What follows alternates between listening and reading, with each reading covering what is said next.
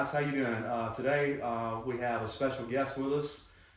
We have Josh Cook. We're gonna talk about his military background today, which includes some Army sniper action, multiple deployments, and then also his transition as an Army medic, which is an 18 Delta.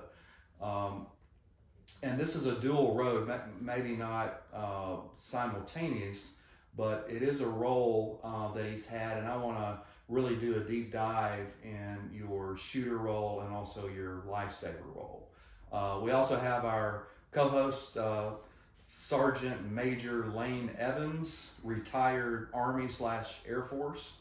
How we doing today, Lane? Living the dream. All right, my man. All right, Lane.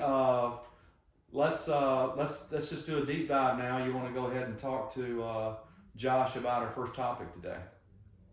Yeah, Josh. I mean, the first thing I wanted to talk about, I know what my experiences are, but you've deployed so much and done so much. I really would like to know what your take is on combat versus, medical and combat versus Hollywood, like the stuff you see on the movies. So, from your experience, what was that like for you? And then, were there anything like this? Like we've already talked about, people going, use tampons on gunshot wounds. We're like, no, don't do that. But how does TV sometimes make field medicine dangerous? I think a lot of times with combat medicine, when you look at it on TV, it's blood, it's guts. There's a real dramatization to it versus in the real world. A lot of times those wounds, like when somebody gets shot, it's not like blood spurting everywhere. A lot of times it's a clean wound, especially on an entry wound. Mm-hmm. It's really clean. Sometimes it's hard to find depending on the caliber.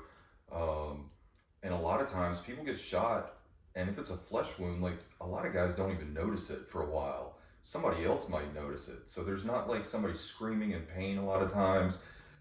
Sometimes they're going on with their job, and somebody looks over and they're like, hey man, like, I think something might be wrong. Oh, and even a lot of times, when an explosion goes off, an S-vest or an IED or something close by you, like a lot of times you kind of get shocked by it, and you have to check yourself physically because you don't know if you've been hit or not. So I think in Hollywood, they make it look like, the minute somebody gets hit, like they either fall dead on the scene there, or there's a lot of blood, there's a lot of dramatization to it. They know they've been immediately hit, and I just don't think that that's always the case. And even sometimes as a medic, if you see somebody in a situation where you think they might have been injured, you might even have to go over to them and physically check them to see if they've been injured, because they may not know it. Right.